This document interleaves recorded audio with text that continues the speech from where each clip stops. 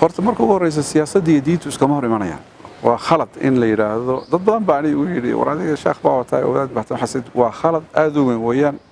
fikirkan diinta kala saaridda diinta iyo siyaasadda waa fikir inooga yimid kiristaanka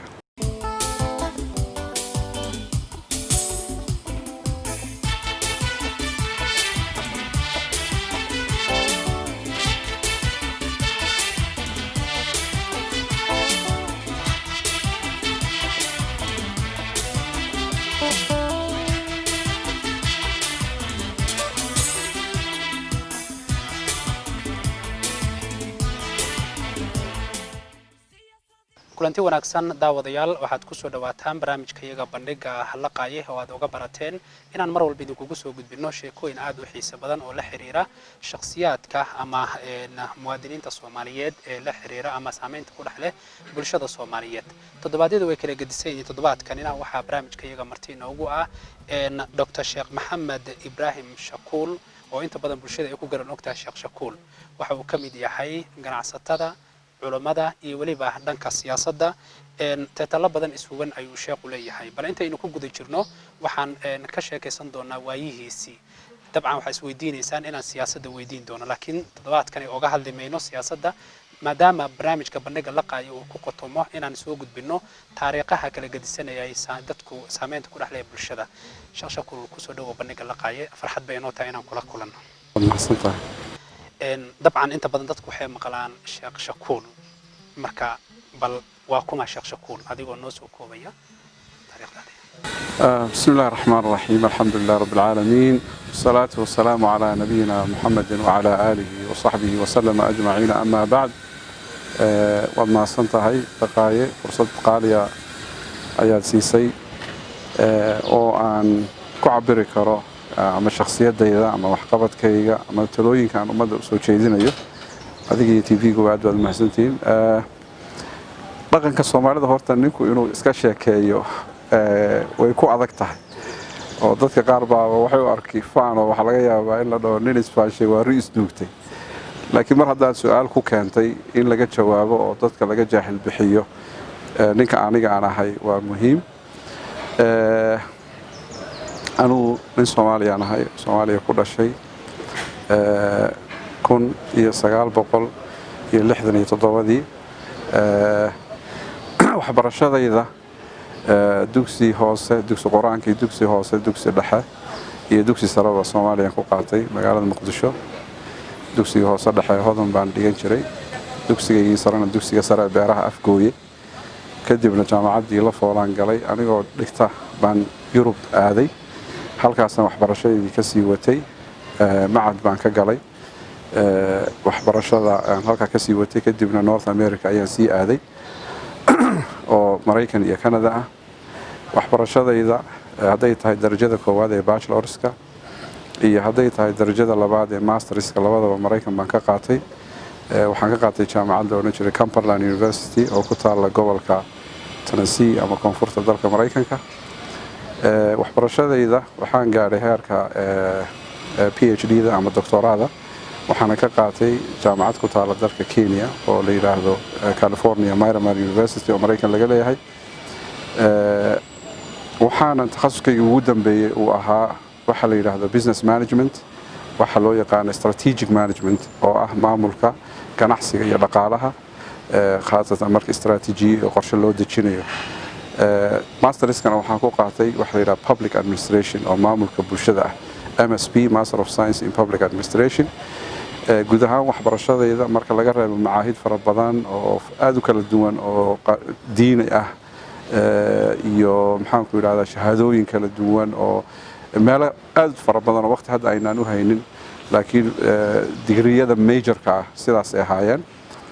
alxamdulillah waxa ii suurta gashay inaan luqado dhowr aan barto marka laga soo tago luqadayda afka hooyo ee Soomaaliga waxaan ku hadlaa luqadda Carabiga iyo luqadda Ingiriiska waxa kale oo shahaado sare ka haysta luqadda Faransiiska iyo luqadda Talyaaniga iyadana waxa kale oo xoogaa tisabsada luqadda Swahiliga marka inahaasna waa ii dheer yihiin waxaan in noloshayda in badan oo kamid ku jiray arrimaha dacwada iyo arrimaha ganacsiga iyo arrimaha siyaasadda intaba marka waxaan ahay nin reero leh xaasas leh caruur leh degaan ahaan degan magaalada Nairobi ka shaqaysta howlo dacwana ka wada waa tahay haddii aynu ku horumarno marka xirfadahaagii midday ugu horeysay ma ganacsiga ma siyaasadda mise dacwadda waxaan oran karaa waan isku dhaxwaday laakiin culayska ugu faraha badan markaan soo hana qaaday wuxuu u badnaa dhinaca dacwada maxaa jira Mareykan iyo dhul gaalaan joogay waxaan ahaa imaamka masjid ku yaala magaalada Nashville ilaa hadda dhisan oo anigu aan asaaskiisa lahaa lillahi alxamdu wal minna oo dacwada aan ka waday waxaana dacwadaas ku wajahnayd dadka Soomaaliyeed iyo dadka kale muslimiinta ah marka duruus kala duwan oo ku baxaysa af Soomaali iyo af English iyo waliba Carabi ayaan ka bixin jiray marka guud ahaan halkaasaan dacwo badan ka waday Ilaahay subxaanahu wa ta'ala wuxuu qadaray laba arrimood ba dadkii Soomaaliyeed iyaga oo habqana Mareykanka yimid in badan oo kamida inuu Ilaahay subxaanahu wa ta'ala gacantanada aniga iyo ragii ducaadaha meesha joogaan gacanta ku dhigno oo aan ka badbaadino inay duurka galaan dugsiyo u furno maxaan ku yiraahdaa diintii iyo dacwadii iyo noloshii inay iswaafajiyaan waqtiga iyada ah Soomaali badan baa imaanaysay oo waliba wajiyo kala duwan ku imaanay qaar baa banaadir lagu keenay qaar baa madhibaan lagu keenay qaar baa tunni lagu keenay qaar baa jareer weyn lagu keenay hadba raxan waliba dadka maaragtay lagu xadgudbo ama liida ah ayaa imaanay marka Ilaahay subxaanahu wa ta'ala wuxuu aniga iyo rag badan oo kamida sabab uga dhigay inaanu diintoodii ay ilaashadaan Soomaalinimadoodii ilaashadaan dugsiyo u furno masaajid u furno marka waxaan kamid ahaa golaha imaamiyada dalka Mareykanka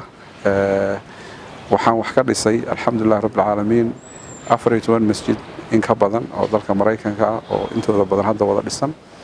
baan qayb ka ahaa qaarna anigaaba hawshooda gacanta ku hayay oo ilaa hadda lagu tukadaa dad fara badan buu dhinaca kale hadana Ilaahay qadaray inay gacantayda ku soo islaamaan oo aan diinta barnay oo madow lahaa oo cadaan lahaa oo ajaanib lahaa markay taasi xagga ka socotay dhinaca kalena waxaan waday ganacsi oo aan ka waday inkastoo ganacsiga uu badnaa dukaamo iyo supermarketyo marka meelaha joogay haddana waan ku dhex jiray ganacsiga laakiin ganacsigayga xoogiisa wuxuu bilowday markaan wadanka Kenya u soo guuray 2005 halkaas oo aniga iyo rag kale oo saaxiibaday ah aanu isla jaan qaadnay oo iyana dibadda ka yimid aanu maaragtay mashaariic waaweyn oo ganacsiga sameynay waxaa kamid ahaa mashruuca Slim Mall oo wada taqaanaan building caanka magaalada Nairobi oo ka kooban 100 dukaan iyo 130 qol oo chief ah oo lodge ah bangiga ku yaalo xawaaladii ku taalo makhaayadii ku yaalaan masaajidkii ku yaalo hoolalkii ku yaalaan idaacadii ku yaalaan maaragtay building major ah oo maaragtay oran karo waa ubuucda iyo centerka Soomaalida waxay ahayd fikrad cusub maxaa jira waayadii hore waxaa la sameyn jiray Soomaalida ama suuq baa la dhisi jiray oo gooni u taagan ama waxaa la dhisi jiray hotel fikir marka waxaan keenay ah oo gadaalna aad uga faafay wada aragteen maxaa ma isku darno wax oo dhan marka gurigaas oo kale mesela wuxuu ahaa guri landmark ah hoostii dukaamaan ka dhignay korna waxaan ka dhignay makhaayadihii iyo xafiisyadii iyo bangiyadii ka korna waxaan ka dhignay lodge-kii korna xafiisyo kale iyo maaragtay marka ma jirto hal inji oo kamid ah oo aan laga faa'iideysan fikir cusub ahaa kadibna uu fikirkii uu faafay waxyaabaha kale ee dhaqaalaha ganacsiga aan ku soo kordhinay waxaa kamid ah agagan hadda Soomaalida u badan tahay markaan suuqa ka bilaabaynay wuxuu ahaa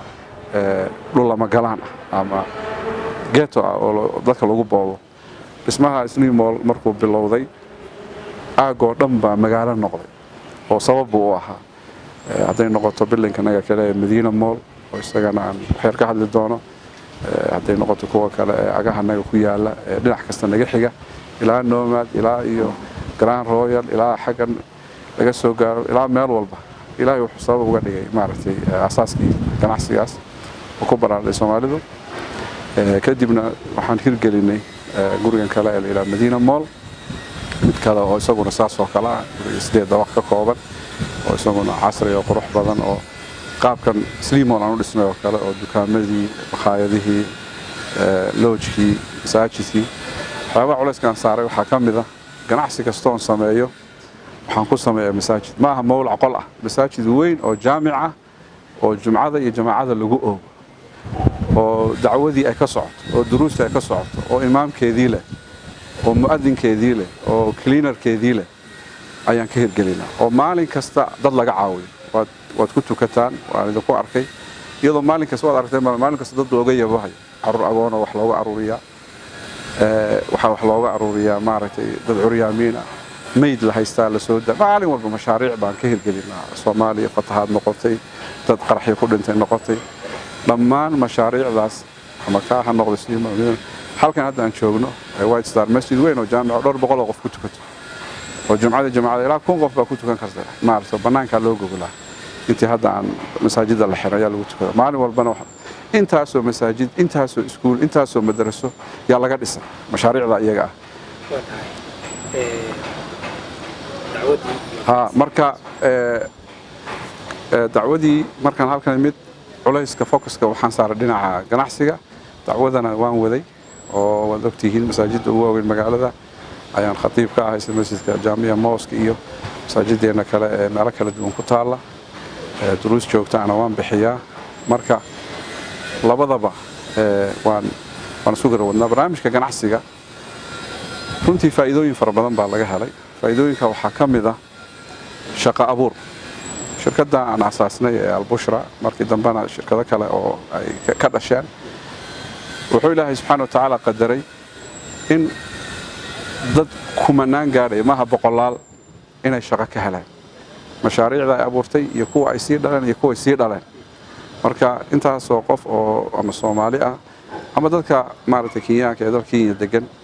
baa ka mid ah faa'iidooyinka laga dhaxlay waxaa ka mid ah inaanu ganacsi u abuurnay yaryar intaasoo qoys oo Soomaali ah oo ama dukaamo ku leh boqolaal dukaan oo maanta ay caruurahooda ka biishaan oo ay ku shaqaystaan oo fursad ganacsi baan u abuurnay waxaa ka mid ah wadankan aan ku noolahay inaan wax ka maaragtay canshuur aad u fara badan bixino oo taxpayers xoog leh ayaan nahay waxaa ka mid dadka Kenyaanka ah ee xirfadlayaasha ah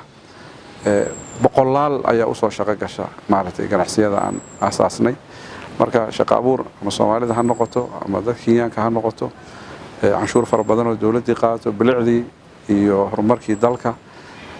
maxaan ku yiraahdaa ganacsi aan u abuurnay dadkii maaragtay Soomaaliyeed danyarta ah oo Ilaahay uu ku biilo maanta intaasoo qof kala duwan marka fursadahaas aadka u kala duwan oo dacwiga ayay laga dhaxlay barnaamijtan iyaga way badan yihiin kuwa kaliya maaha guryaha jiraan dhisnay oo deegaana apartmentooyin baa jiraan dhisnay makhaayadaha jira fara badan oo ilaa hadda 4 gaari oo cusub oo gadaal ka yimid maxaan ku yiraahdaa bilma marka uu iska socdo iska barakeysay alxamdulillah goorma kugu dhalatay fikirka siyaasadda والله horta fikirkaas waa waligay waa iga dhaxguuxay markaan yaraa waxaan arki jiray madaxweynihii Soomaaliya Allah yarhamu madaxweyne Maxamed Siyaad Barre oo go'aamadiisu saameyn weyn ay bulshada ku leeyahay maaha waxaan leeyahay wuxuu sameeyo dhan baa saxa wax badan oo khaladaad fara badan iyo dhib fara badan uu dhacay wax qabad badanna uu jiray laakiin meeshan ka hadlaya taama meeshan ka hadlaya waxa weeye dikreetooyinka iyo go'aamada uu soo saarayay waxay ahayd kuwa bulshada saameyn ku leh haddii marka si sax loo isticmaalo go'aamada iyo awooddaas wax badan baa wax loogu qaban karaa qofka siyaasiga hadduu jago muhiim ah ummadda u qabto oo sida madaxweyne ama wax la mid ah go'aamadiisu nolosha dadka wax weyn bay ka bedeli karaan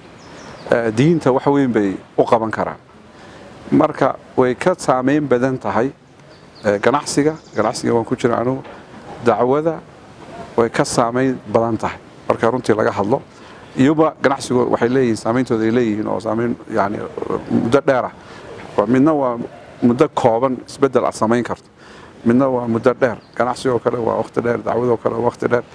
laakiin hal dikreeto oo ninka madaxweynaha soo saaray wax ku anfici kara ama wax ku kharibi kara umad ku baabi'in kara marka waxaan la yaabi jiray go'aamada soo baxay iyo sida ay u hirgelayaan iyo sida noloshii dadka ama ay u baabi'inayaan ama ay kor ugu qaadayaan dabcan anu markaan taa ku fakarayay waxaan niyaddu waxa iga jirta mar walba in haddaan maalin ku guulaysto inuu ilaahay jaga noocaas ii dhiibo inaan noqdo mid ummadda ugu khidmeeyo oo go'aamo adagoo waaweyn oo ummadda noloshooda wax ka bedelaya xayaatadooda wax ka bedelaya mustaqbalkooda lanna hadda Soomaaliya taas ayaa ka mid ah waxa ka mid ah inaan arkay caalamka hal qof oo isbedelo waaweyn sameeyay xataa intaan nooleen waxa ka mid ah prime ministerka dalka Indonesia Mahathir oo aan arko shakhsiya qudwa aan ku dayan karo meeshuu ka soo qaaday Malaysia oo ay isku waqti ahaayeen xornimo qaadashadii Soomaaliya iyo Kenya isku waqti ay ahaayeen isku level noloshooda ay ahayd maantana wadamada horumaray laga tirnay oo Singapore baa ka mid ah waxa ka mid ah isbedelka yaab kale ee ninka la yiraahdo Erdogan uu ka sameeyo dalka Turkiga dhaqaalihiisu heerku gaasiisna iyo maanta heerka uu marayo inta ashkhas shakhsiya qof ayuu Ilaahay subhanahu wa ta'ala sabab uga dhigay inuu isbedelka inta la ekaan marka wax la gaari karo ayaan qabaa taas marka ayaa uu kaliftay marka siyaasadda dhinaca kale cabsi badan baa iga haysay leena siyaasaddu corruption badan bay u baahan tahay iyo khiyaamo badan baa ku jirta wax isdaba marin qabyaalad qurun badan bay dhinaca kale leedahay laakiin haddaad fiiriso maslaxada ku jirta iyo mafsadada ama dhibka ay leedahay waxaan isleeyahay maslaxada ku jirta ka weyn teeda kale haddii dadka ganacsatada ah ama dadka culimada ah ama dadka dhargaradka ah qof walba uu yiraahdo shaatigayga aniga iga wasakhoobi maayo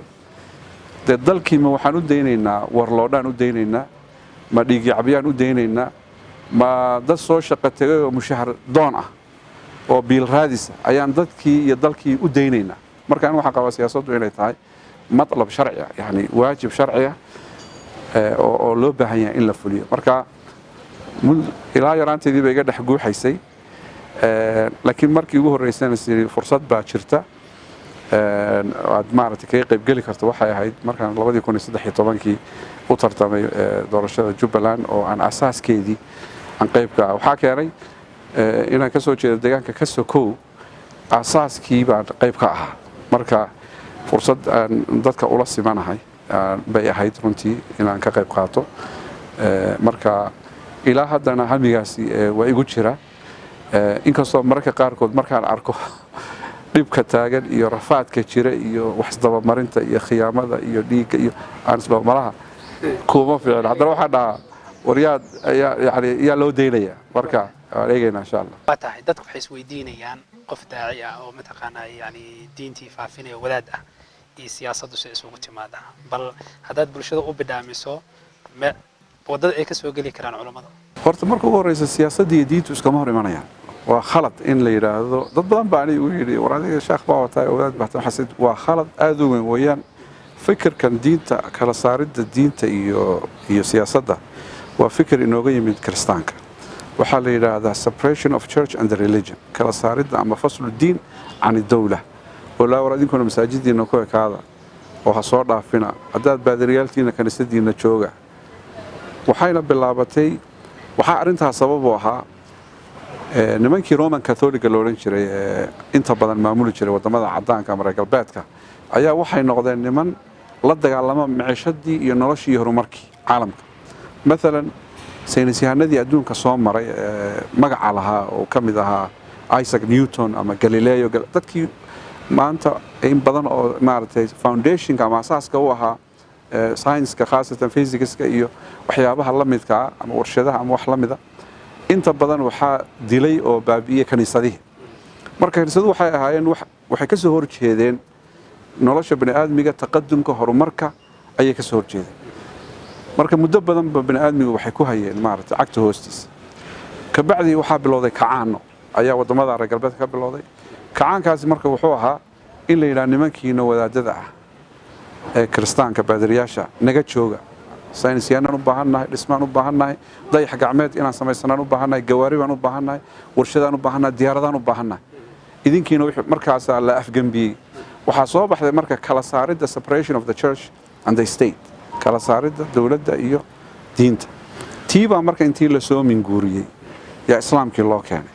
laakiin islaamku wuu ka duwanaataa nabiyullaahi maxamed sallallahu alayhi wasallam isagoo nabiga siyaasiga masaajidku ka talinay quraanku wuxuu ka hadlayaa super powers xilligaa jiray alif lam mim ghulibat ar-rum waxa laga hadlayaa Roman Empire-kii jiray